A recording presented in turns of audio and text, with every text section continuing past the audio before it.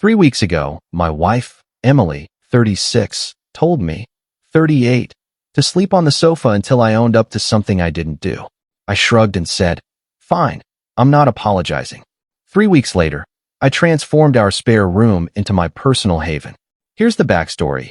Emily accused me of getting too cozy with our new neighbor, Sarah, a 23-year-old who just moved in with her partner.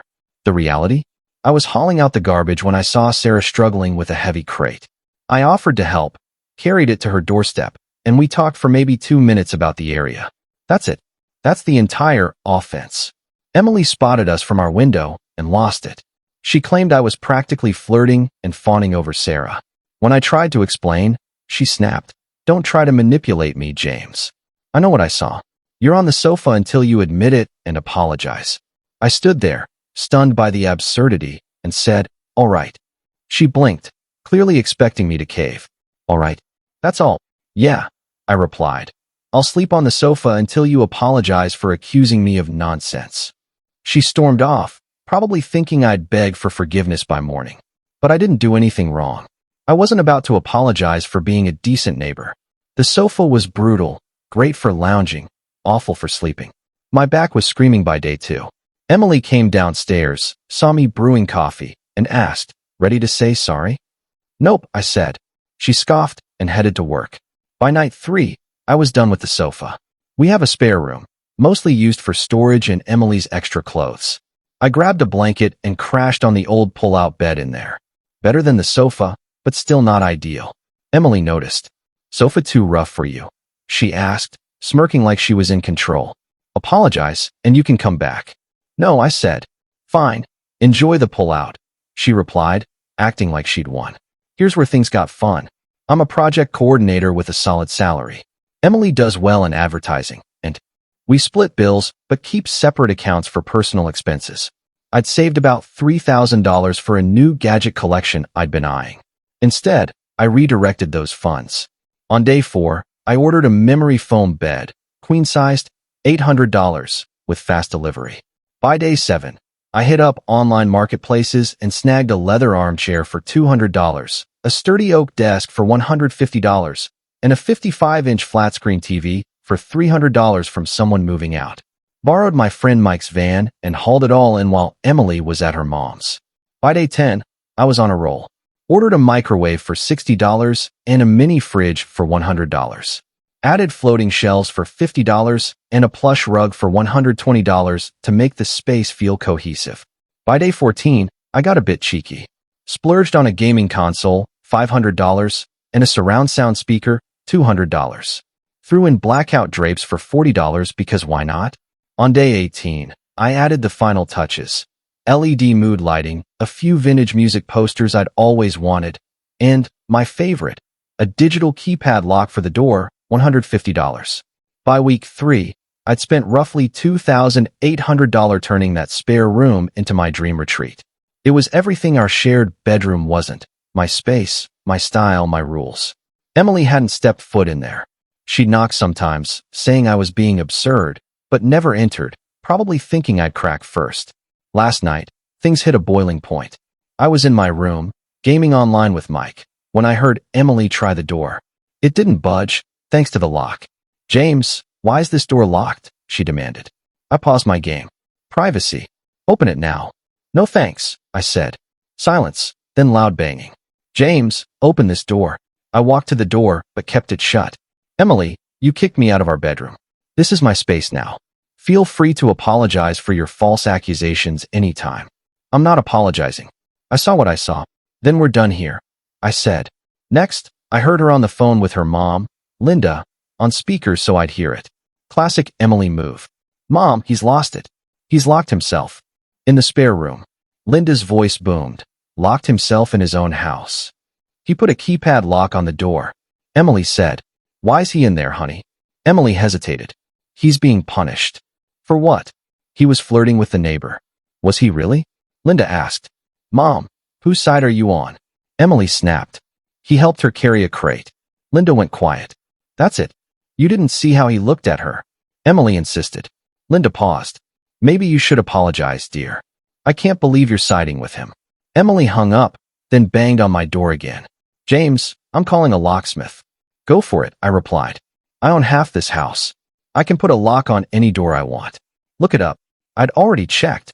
Interior locks are fine as long as they don't block emergency exits and both owners consent to the home's use. She must have looked it up too, because the locksmith threat stopped. Then came the texts. A barrage. This is ridiculous. You're acting like a teenager. That room's for guests. Your stuff's still in our bedroom. I replied, I got new clothes. They're in my closet now. Your closet? It's a spare room. Not anymore. You can't just claim a room. You claim the entire bedroom. I'm just making do. This is different. You were in the wrong. For something I didn't do. So I made my own space. Come back to our room. Am I invited back? Only if you apologize. Then I'm good here. This morning, while I was at work, she finally went in. I have a camera in there, legally installed. It's my space now. Watched her jaw drop as she took in the setup. She stood in the doorway for 5 minutes, staring. Touched the TV, the fridge, sat in the armchair. When she saw the gaming console, she looked like she might tear up. When I got home, she was at the kitchen table, not angry, just deflated. You built a whole apartment in there, she said. Just a room with a fridge, microwave, and games. I replied. How much did it cost? My personal savings, not our joint account. She went quiet for a long time. You're really not going to apologize? Not for something I didn't do. So you're just going to live in there forever? Until you apologize for wrongly accusing me and kicking me out of my own bedroom. Yeah. This is absurd, she said. It was absurd 3 weeks ago when you started it. Now it's just my life. She got up and left. Haven't seen her since. It's 10 p.m. now. She's in our old bedroom. I'm in my sanctuary, typing this, eating delivery pizza. Got my game ready, a cold drink from my fridge, and honestly, I'm happy. Really happy. Is this petty? Sure. But I'm a grown man exiled from his bedroom for helping a neighbor with a crate. If she wants to fight over this, I'll build a whole castle on my side of the battlefield. Update 1. The saga's gotten wilder, and Emily's entitlement has hit new peaks. I've had to keep up, step for step. First, she tried to hit me where it hurts, stopped washing my clothes. Big deal. I found a compact washer-dryer for $400 online and squeezed it into my room. Then she stopped cooking my share of meals. Fine. I've got my microwave and fridge. Started prepping meals on weekends and grabbed an air fryer for $80. Sits nicely on my desk. Things got spicy when she called a house summit with her friend Rachel as a neutral party. They sat me down in the living room like it was an intervention. James, don't you think this is excessive? Rachel asked. I'm just honoring Emily's choice to kick me out of the bedroom, I said. But you've turned the spare room into a bachelor pad, Rachel said. It's supposed to be for guests. What guests? I shot back. Your mom who stays at hotels because she hates our spare bathroom? Your cousin who hasn't visited in years? That's not the issue, Emily said. It's exactly the issue, I replied. That room was collecting dust. Now it's functional. You're being vindictive, Rachel said. I'm being practical. Emily made a call. I adjusted. Then Emily played what she thought was her trump card. Fine. I'm claiming the master bathroom. You can use the hallway one. Cool, I said. She froze. Rachel looked stunned. That's it? Emily asked. Yeah, you want to escalate? I'm fine with the hallway bathroom. What she didn't know was I'd already planned for this. The hallway bathroom is right by my room. That night, I moved my toiletries there. Then I upgraded it. Installed a rainfall shower head for $60. Got a high-tech toilet seat with a bidet, $200. Life-changing. Added plush towels, a small humidifier, and some plants. That bathroom went from basic to luxury spa in 2 days. Meanwhile, Emily realized claiming the master bathroom meant she's solely responsible for cleaning it. I overheard her complaining to her sister on the phone. He doesn't even use it anymore. He just made the other bathroom better. He got a bidet, Lisa. A bidet. The real twist came 3 days ago. Emily's job went hybrid. 3 days in the office, 2 days remote. She needs a home office. Guess which room she thought she'd take? She knocked at 7 a.m. James, we need to talk about the spare room. My room. It needs to be an office. I'm working from home 2 days a week soon. Congrats, I said. So you need to clear out your stuff? I laughed. No, James, I need an office. Then set one up in the bedroom. It's massive. There's no space with the bed and wardrobes. Rearrange it. Or you could stop being stubborn and give me the room. The room I paid to furnish? The room I live in because you exiled me? That one. She tried another angle. I'll let you back in the bedroom if you give me the office. But I'd still have to apologize? Obviously, then no. She slammed the door and left. 20 minutes later, I heard hammering. She was setting up a desk in the living room corner. Her office is now in the shared space where I watch TV. Guess who got noise-canceling earbuds for $300? Yesterday, though, she went too far. I came home to find scratches around my door's keypad. She tried to force her way in. I confronted her. Did you try to break into my room? It's not your room. Did you tamper with the lock? I needed to check if you're trashing the house. By breaking in. It's my house too. Which is why I can have a lock. And why tampering with it is technically vandalism. She paled. You wouldn't. Test me. That night, I installed a hallway camera facing my door, legal in common areas. She sees the blinking red light every time she passes. Mike came over to watch a game last night. Emily flipped. You can't have people in there. Why? It's my room. I don't want strangers in my house. Mike's been here 100 times. You went to his engagement party. Not in that room. It's my room, and I can have guests.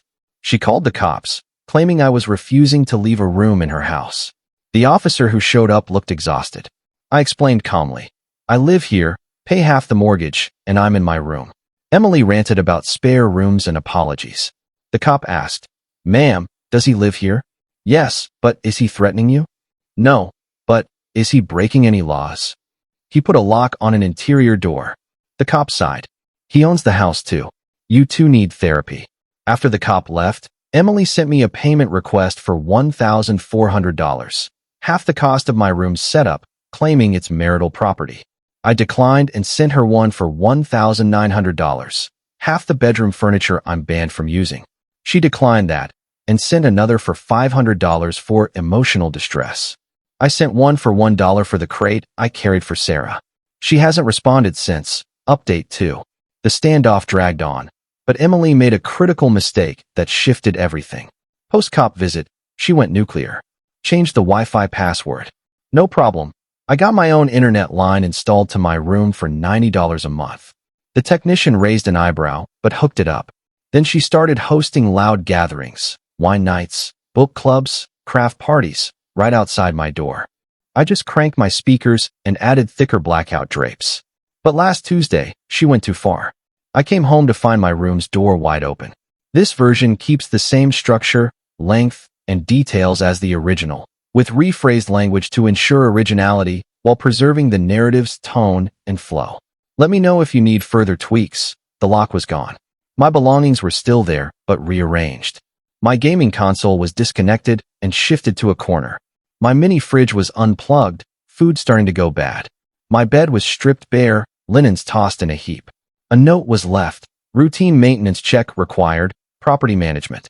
Except we don't have property management. We own the house. I called Emily right away. What the hell, Emily? The room needed to be checked for damage. You forced your way into my space and messed with my stuff. It's not forcing if I own the house too. You broke my lock. That's vandalism. Prove it. That's when I reached my limit, but not in the way she expected. Emily overlooked something critical.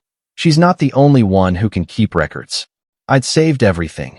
Every text where she admitted to exiling me. Every attempt to access my room. The police report from her baseless call. Photos of the tampered lock. And now this. I didn't shout or argue. I just said fine. Then I contacted my attorney. Yes, I hired one. Not for divorce, not yet, but for a legal separation and to establish clear household boundaries. The documents she was served with 3 days later were a masterpiece. A request for exclusive use of the spare room, compensation for the destroyed lock, and a formal division of living spaces. She came to me in tears. You got a lawyer? You broke into my room and wrecked my property. It's just a lock, James. A lock you destroyed after banning me from our bedroom for helping someone carry a crate. You're going to ruin our marriage over this? Me? I'm just sleeping in a spare room. You've been escalating this for 6 weeks. Then came the emotional plea. I'm overwhelmed. Work's a nightmare. My mom's been nagging me, and you just left me alone. You literally kicked me out. I wanted you to fight for us by apologizing, by showing you cared. I showed I cared by respecting myself enough not to be manipulated. She hired her own lawyer, who, according to mine, nearly laughed at her case. Kicking your spouse out of the bedroom, claiming abandonment when they sleep elsewhere, destroying their property, then asserting ownership? Good luck in court. But here's where Emily really sabotaged herself. She decided to win by tempting me back. Started wearing revealing outfits around the house, cooking lavish dinners and eating them in front of me, bringing home pastries from my favorite bakery. I just kept living my life, meal prepping, gaming with Mike, taking online programming classes. Then she pulled out the big guns. She invited Sarah and her boyfriend, Ethan, over for dinner without telling me. I came home to find them at my dining table, Emily playing the perfect host, pouring wine with a fake smile. James, join us. I'm just getting to know our new neighbors. Sarah looked horrified. Ethan seemed baffled. Thanks, but I've got plans, I said, grabbing a protein shake from the kitchen. Don't be rude, sweetheart, Emily said, her sweetheart dripping with sarcasm. I'm good. Enjoy your meal. Emily's smile faltered. Sarah stood up. Actually, we should head out. Early morning tomorrow. But you just got here. Emily protested. Yeah, sorry. The food looks great though, Ethan added. They practically bolted. I heard Ethan mutter, "What was that about?" as they left. Emily exploded. You humiliated me. You humiliated yourself. You invited the woman you accused me of flirting with to prove some point. I was being friendly. You were being controlling. I'm trying to save our marriage. By refusing to admit you were wrong? I wasn't wrong. Then there's nothing to save. That was last week. Yesterday, Emily moved out. Not for good. She's at her sister's. She packed bags and left a note. Since you want to live alone so badly. The irony is, I don't want to live alone. I just wanted my wife to admit she overreacted about one thing. That I didn't flirt with anyone. That helping a neighbor with a crate wasn't a betrayal. That kicking me out was unreasonable. Instead, she chose to torch our entire life. My lawyer says I have a strong case to keep the house if we divorce, especially with her voluntary exit and my documentation of her actions. But that's not what I wanted. I'm in my room, my amazing room, typing this update. The house is silent. Too silent. But I'll be damned if I apologize for something I didn't do. Her texts come every few hours, swinging from I miss you to you're destroying everything to just say sorry and we can move on. 6 weeks ago, I helped a neighbor carry a crate. That's it. That's the crime that apparently ended my marriage. Final update. It's over. Not just the marriage. That's done. But this whole crazy ordeal has finally wrapped up. Emily stayed at her sister's for 2 weeks, posting cryptic social media quotes about self-worth and believing people when they show their true colors. The irony flew over her head.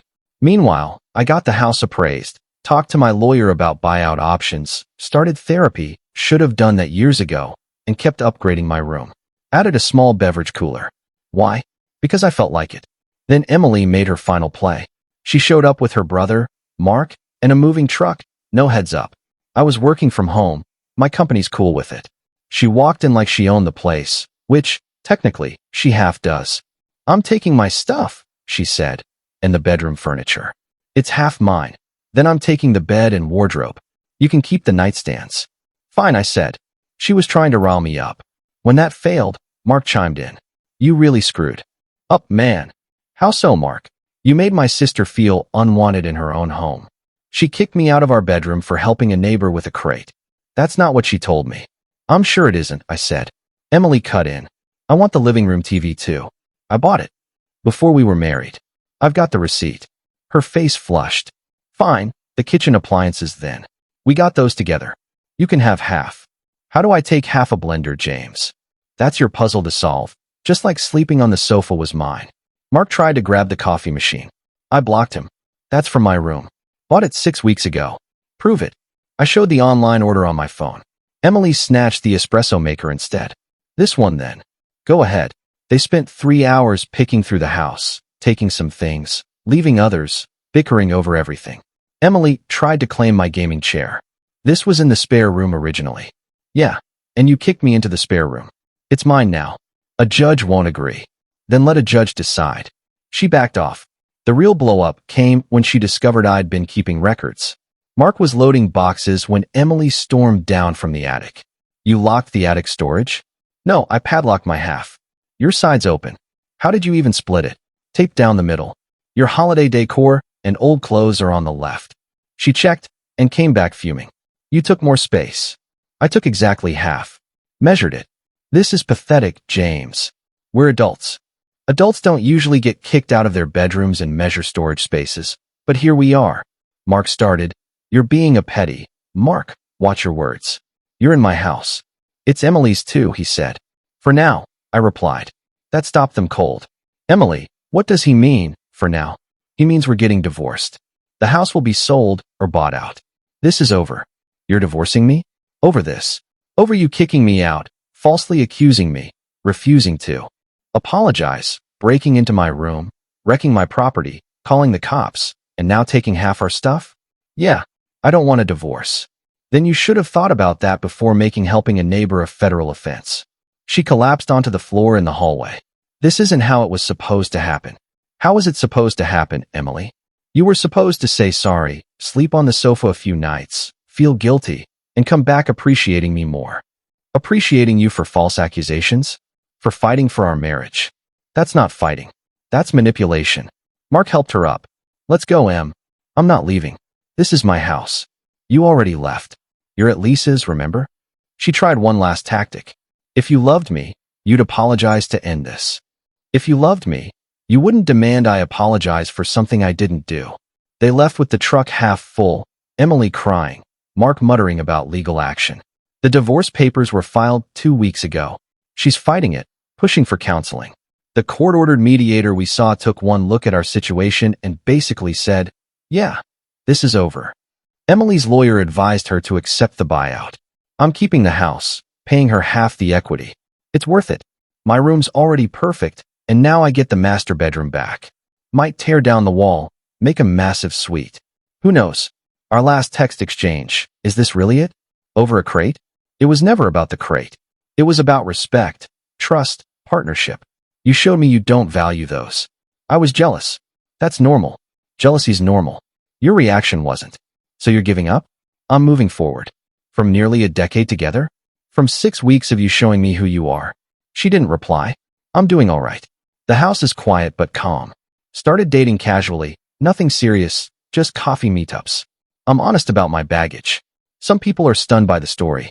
One woman said, you turned a spare room into a man cave instead of apologizing? Iconic. Another called me too stubborn. Fair point. Not everyone clicks. Mike helped me move the bedroom furniture back last weekend. Walking into the master bedroom felt strange, like stepping into a memory. But I'm reclaiming it slowly. Emily's still at her sister's, last I heard, posting about toxic relationships and deal breakers. Still telling everyone I wrecked our marriage over nothing. But it wasn't nothing. It was everything. Every time she ignored my perspective, demanded apologies for her assumptions, chose control over conversation. The crate was just the final straw. Do I regret not apologizing? No. If I had, we'd still be in that toxic loop. Her controlling, me placating. Sometimes the smallest battles are worth fighting because they reveal the bigger war. My room setup is incredible, though. Kept the gaming setup there. Master bedrooms just for sleep now. Best of both worlds. Thanks for following this wild ride. I'm closing this chapter and moving on. To anyone in a similar spot, don't apologize for things you didn't do. Not even once. It's a slippery slope. Peace out. P.S. Sarah and Ethan invited me over for drinks last week. They said that dinner was the most uncomfortable moment of their lives. Emily apparently gushed about our perfect marriage while clearly holding back tears. They felt so bad they considered moving. I shared the full story. Ethan bought the next round and said, man, you're a legend. Good neighbors. Don't forget to like, subscribe, and hit that bell icon so you never miss a twist. Stay tuned to Reddit Tales Times for your daily dose of drama, laughs, and unbelievable stories.